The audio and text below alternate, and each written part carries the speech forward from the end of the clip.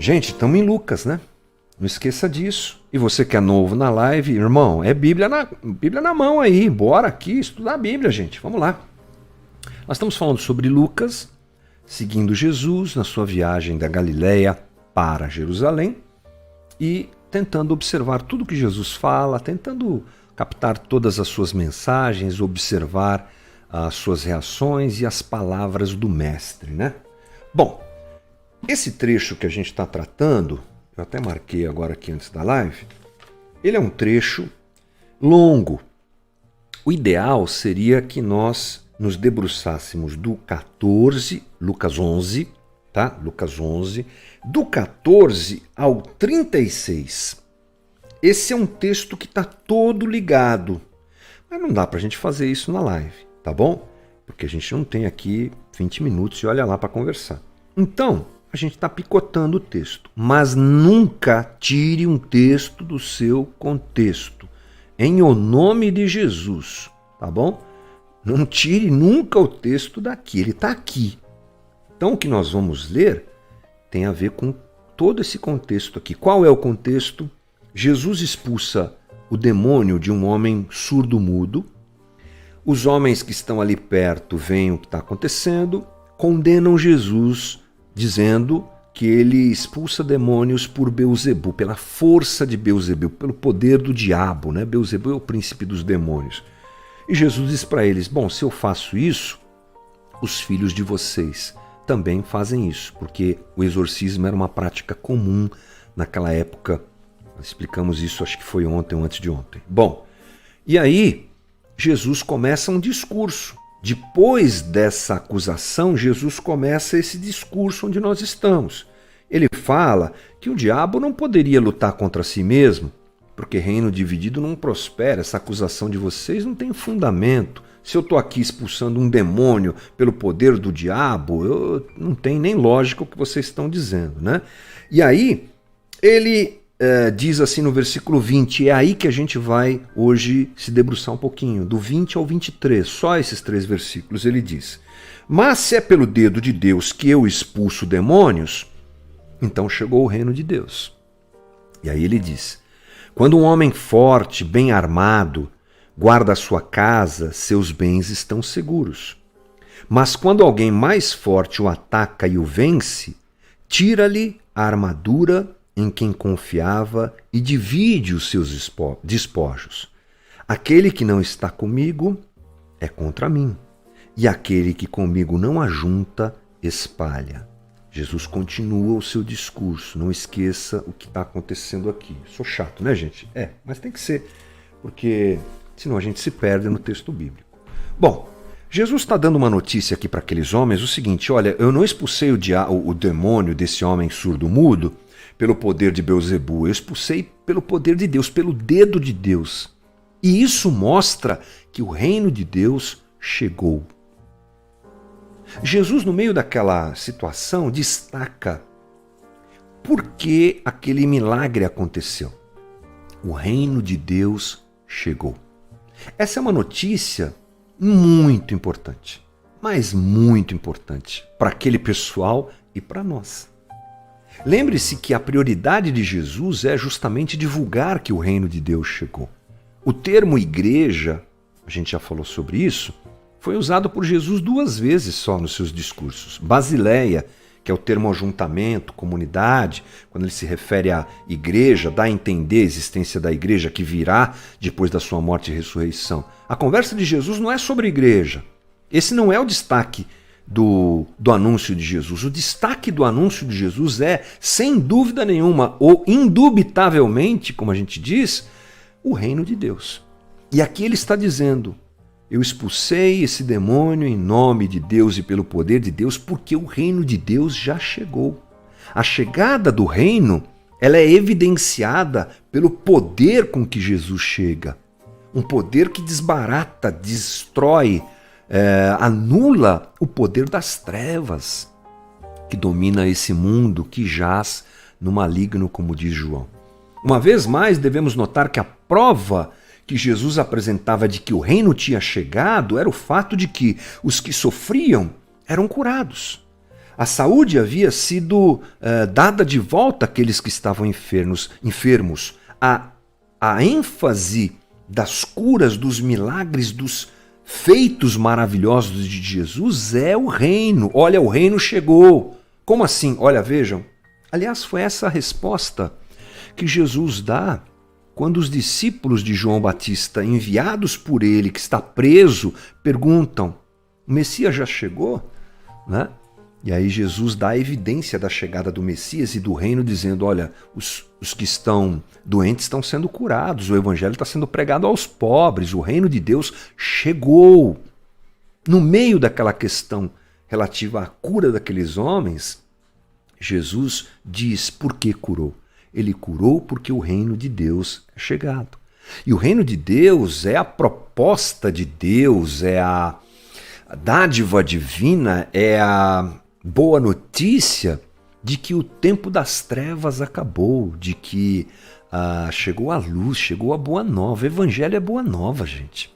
A gente fez uma série de conversas há um tempo atrás aqui, nessas lives, falando sobre essa questão da palavra evangelho, boas novas, que é chegado o reino de Deus, o tempo das trevas acabou. O propósito de Jesus é trazer salvação ao homem, que inclui restauração em todas as áreas da vida humana. O reino de Deus tem uma proposta de redenção completa, gente. Pare de pensar que salvação é um lugar no céu. E ainda a gente olha para cima, né? Como eu fiz agora. Um lugar no céu, depois que eu morrer eu vou para o céu. Muito da teologia que nós absorvemos, pensamos, desenvolvemos hoje é baseada nesse entendimento equivocado de que ser salvo é ter um lugar no céu e acabou. Como se não houvesse link entre o transcendente e o imanente. Como se o lá não tivesse aqui. A gente falou já alguns tempos atrás sobre o reino de Deus estar presente, e essa é uma ação do reino do futuro que invade o presente. O reino de Deus já está aqui, nós já estamos vivendo o céu aqui. Deixa de ser exagerado, olha quanta miséria aí, olha quanto problema aí. Então, diante da miséria, diante do problema ali na frente de Jesus, ele traz cura. O reino invade as trevas, o reino invade o mal, o reino invade o ambiente da destruição e da morte, trazendo vida.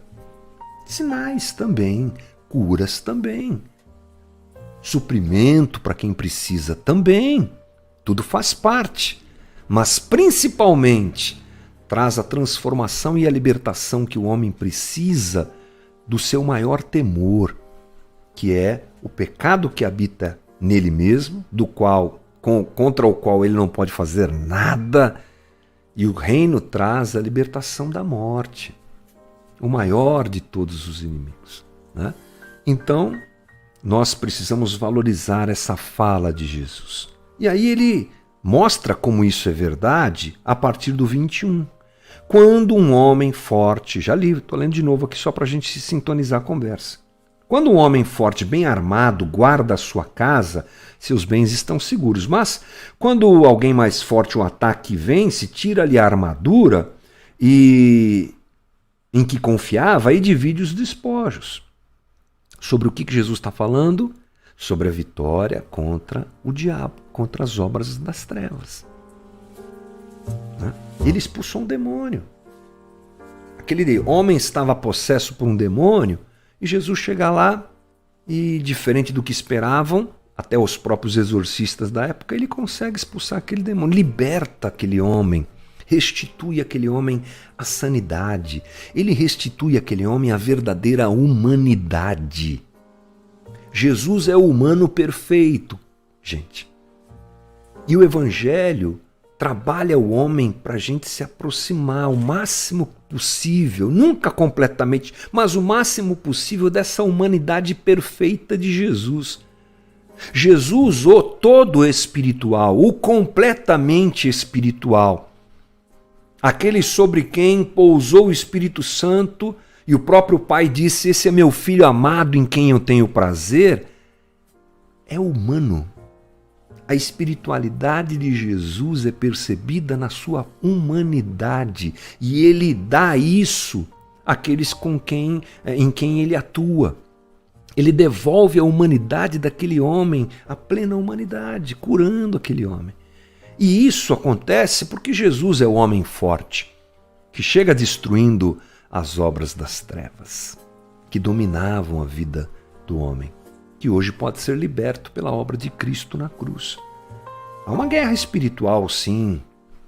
Eu já disse algumas vezes aqui que eu não gosto muito de supervalorizar isso e a gente pensar que todo problema é o diabo e atribuir ao diabo todo tipo de problema, mas não se engane, há uma guerra espiritual. Acontece que maior é o que está em nós do que aquele que está no mundo, né? E Jesus diz isso, porque ele é o mais forte. Quando ele chega, acabou. Né? Ele vem para resgatar e cumprir, é o ápice da ação de Deus na humanidade, é a vinda do Cristo. E essa obra acontece desde o Gênesis até quando ele vem e continuará. Né? Hoje vivemos isso como igreja de Cristo. Bom, mas olha só, por exemplo, o que João Batista disse sobre Jesus poderoso. Mateus 3,11, eu os batizo com água para arrependimento, mas depois de mim vem alguém mais poderoso que eu. Não sou digno nem de levar as suas sandálias. É Jesus, o poderoso. Mas o poder de Jesus é visto quando ele se sacrifica. Não é o poder humano. Cuidado com essa percepção de poder humano e atrelar essa ideia de poder humano a Cristo. Cristo não vem para exercer poder humano. Cristo vem para exercer o maior poder e a maior glória que pode-se ter, que é o sacrifício. Quando Jesus diz no Novo Testamento ao Pai, né, glorifica, que ele seria instrumento de glorificação do Pai, ele está falando da cruz. É muito interessante isso. A gente pega os conceitos e as palavras de Jesus e traduz para o nosso entendimento humano, não é? E frequentemente barulhos, ruídos vêm nessa interpretação. Então a gente pensa em poder, a gente já pensa em poder. É poder. Poder humano, estou falando, é dinheiro, é violência, é força. É o que um rei humano faz. Jesus vem com o poder do sacrifício. Esse é o maior poder que existe. Porque pelo seu sacrifício, pela sua morte na cruz, é que todo o poder das trevas foi diminuído, foi extinguido, foi colocado debaixo dos seus pés. Não pela sua condição de exercício de poder, como a gente costuma pensar, mas pelo seu sacrifício. A gente gosta de olhar para Jesus como o leão. Ah, leão! E é mesmo, né? Interessante. O leão da tribo de Judá. Apocalipse 16, talvez, não lembro bem. Quando a visão de João é apresentada no Apocalipse, o ancião fala de Jesus como o leão da tribo de Judá. Mas João vê o Cordeiro, né? Isso é maravilhoso. É o Cordeiro poderoso que vence pelo sacrifício. E a última coisa, correndo aqui, é que aquele que não está comigo é contra mim. E aquele que comigo não ajunta, espalha. Bom, aí Jesus aperta um pouco o cerco. Bom, não se esqueça de onde essa conversa parte. Ela parte de uma disputa de Jesus contra os homens que acusaram que ele estava expulsando aquele demônio em nome de Beelzebul. É daí que essa conversa vem. Nunca perca isso de vista. Importante. Depois disso, Jesus vem falando essa coisa do valente que perde o seu poder e tal. E aí ele chega num ponto que é esse ponto. Quem não está comigo é contra mim. O precedente fica bem claro. Jesus está dizendo que aqueles críticos dele são completamente opostos a ele. Vocês não estão comigo. Se vocês não estão comigo, vocês estão contra mim. Vocês estão me acusando de estar contra. Criou-se ali uma divisão de pessoas, né? Uns do lado de Jesus Uns do lado dos que criticavam Jesus e atribuíam seu poder ao diabo, e uns que nem sabiam direito onde estavam, né? Mas Lucas termina esse ponto aqui da nossa conversa dizendo que a declaração de Jesus é muito importante. Aquele que está com ele, está com ele. E aquele que não está com ele, está contra ele. A vida cristã, gente, ela não abre espaços para neutralidade. Não tem neutralidade nessa conversa entre diabo e Deus, né? Não tem um ponto neutro, beleza, eu estou aqui, vou ficar na minha, vai dar tudo certo, né? Como a história da Suíça na Segunda Guerra Mundial, que se declarou território neutro. Não estou a favor de ninguém, nem dos aliados, nem do Hitler, tá tudo bem aqui. E se beneficiou com isso demais, inclusive. Não tem ponto neutro. Aliás, o princípio é que nós estamos todos perdidos. O princípio é que nós estamos em trevas. Esse é o princípio básico. Não tem um meio termo. Eu vou ficar aqui na penumbra, não estou nem na luz, não estou nem nas trevas. Não tem. E Jesus aqui nos convoca para nós realmente abraçarmos o Evangelho e andarmos com Ele.